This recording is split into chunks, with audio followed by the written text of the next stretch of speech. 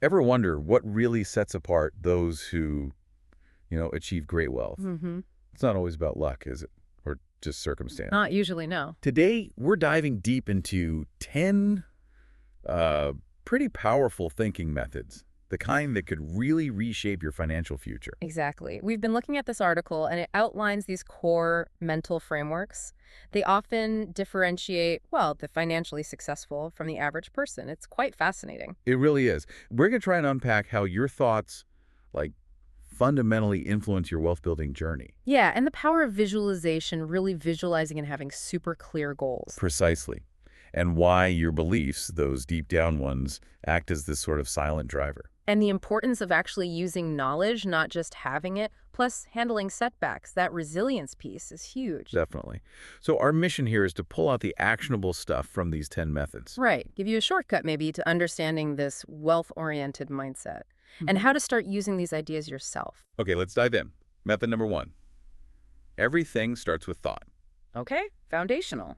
Seems obvious, Mm-hmm. maybe.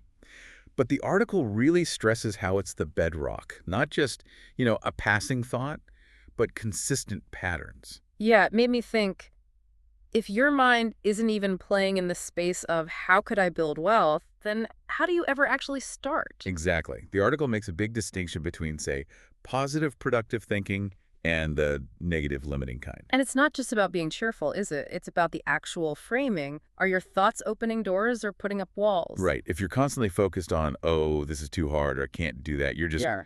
you're less likely to even see an opportunity when it appears. Mm-hmm. And I loved the bit about empowering questions. Oh, yeah, the how can I versus why can't I? Such a small shift in words, but massive in impact. It moves you from dwelling on limits to actively seeking solutions, like flipping a switch, as you said. Totally. It's like programming your brain to be a detective, constantly scanning for clues and pathways towards your goal. Exactly. And that proactive search, it leads to different outcomes over time. Definitely. Okay, shall we move to number 2? Let's do it. Method 2. If you cannot see immense wealth in your imagination, you will never see it in your bank account.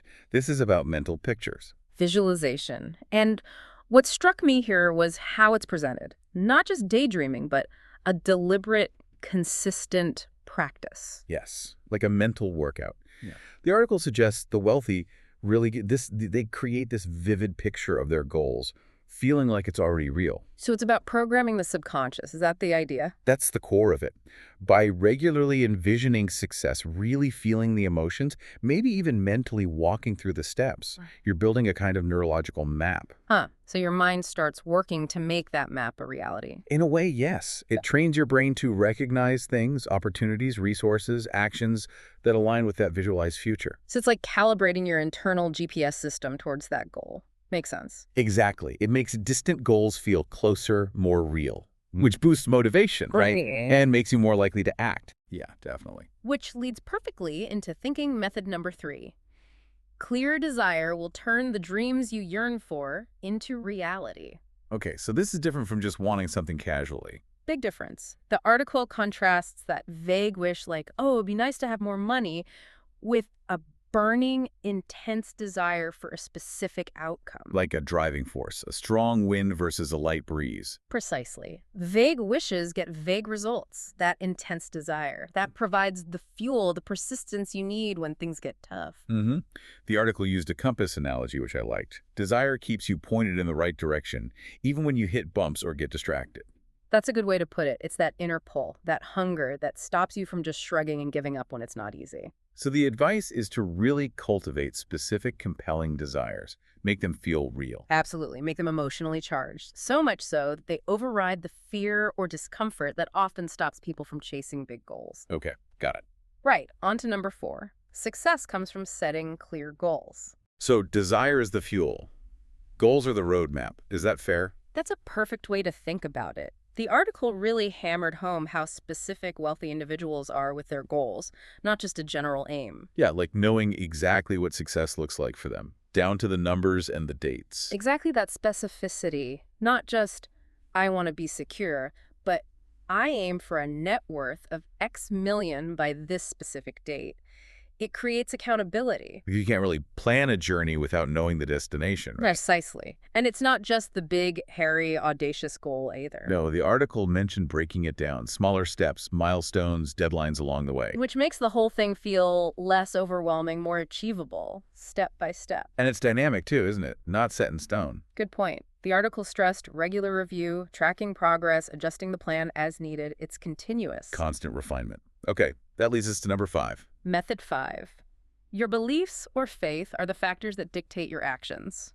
This one's deep. It felt really fundamental. The idea that what you truly believe, often subconsciously about money, about yourself, that dictates what you actually do. I don't do. Right. Even if you consciously want something, if a deep belief says, that's not for people like me, it can sabotage everything. Absolutely. Those limiting beliefs are powerful. Things like money is bad, or rich people are greedy, or it's all luck anyway. Yeah, even if you're trying hard, those underlying ideas can just cut your legs out from under you. And the article contrasts those with empowering beliefs. People who succeed intentionally cultivate beliefs that support their goals. Like shifting from I'll never manage that to I am capable of figuring this out. Or from money corrupts to money is a tool for creating value and freedom. It's a completely different internal operating system. It really forms the foundation, doesn't it? The invisible architecture of your financial life. Well said. Choosing beliefs that lean towards possibility, towards abundance, it aligns your conscious goals with your subconscious drives. Powerful stuff. Okay, so method 6 builds on this. It does. Method 6. Knowledge alone cannot make money for you unless it is organized and channeled into practical plans to achieve wealth-building goals. Ah, the knowing-doing gap. Exactly. So many people collect knowledge, read books, listen to us. Guilty. Yeah. But they don't translate it into action. It's like having recipes but never cooking. Right. And the article points out the wealthy are strategic about the knowledge they seek. It's specific to their goals, their problems right now. Yes. They're not just hoarding random facts. They find relevant information, and then this is the crucial bit, they organize it. Into actionable plans, concrete steps. That's the key differentiator. Consistent implementation, turning understanding into doing. That's where the value is unlocked. So knowledge is potential power. Applied knowledge is actual power. Couldn't have said it better myself. Which flows nicely into Method 7. Successful people, regardless of their field, never stop seeking specialized knowledge related to their goals, business, or profession. Lifelong learning. It's not just a buzzword for them. Not at all. The article really observed this deep commitment. It's not like, get your degree, you're done. Learning is an ongoing investment. Developing deeper and deeper expertise in their specific niche. And they're proactive about it. They carve out time, spend money on publications, conferences, coaches, mentors, whatever it takes to deepen that specialized knowledge. Because they know that expertise is crucial today. Absolutely, especially now. That deep knowledge lets them see opportunities others miss, solve problems others can't. It creates real competitive advantage. It's a valuable asset in itself, especially in like the information economy. Definitely. It compounds over time. Okay, method number 8. If the first plan doesn't succeed, keep finding new plans until you find the right one. Resilience and flexibility. This one feels very practical. Setbacks happen to everyone. They do. And the key difference highlighted here is that commitment to the goal remains firm, but the method is flexible. So failure isn't the end. It's data. Exactly. It's feedback. Okay, that approach didn't work. What did we learn? What can we try next? They adapt, they refine, they try again. It's an iterative process then. Testing, learning, pivoting. The article implies that big successes often come right after a series of attempts, often just when others might throw in the towel. Persistence pays off, but it needs to be smart persistence, Yeah. adapting the strategy. Precisely.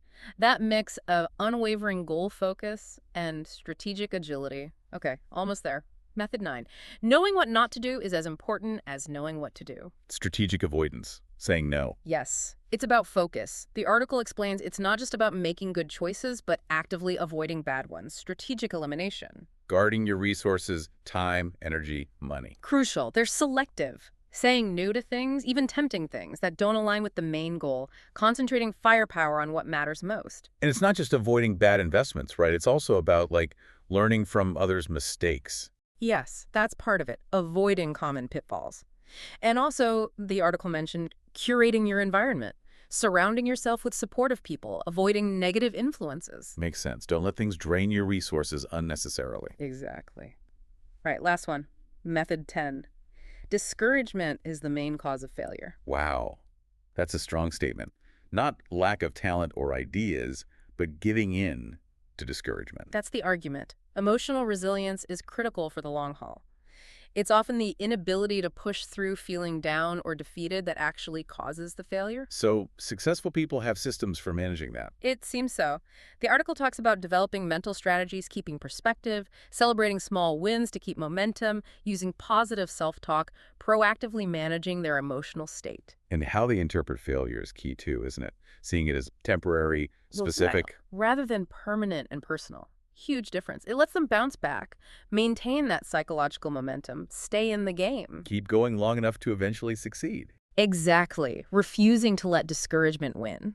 So, wrapping it all up, Mhm. these 10 ways of thinking, they're not some secret code only a few people have access to. No, definitely not. The article makes it clear these are learnable skills, things anyone can cultivate with intention, with effort.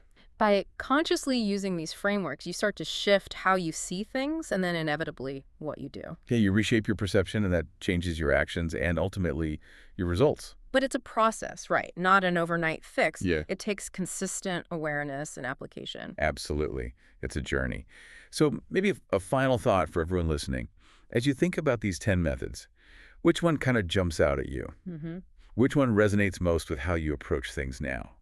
And maybe more importantly, what's one small shift in your mindset based on this that you could maybe start experimenting with today? Just one small shift. Yeah, just want to start bridging that gap between where you are now and where you really want to be financially. Something Yeah. to think about.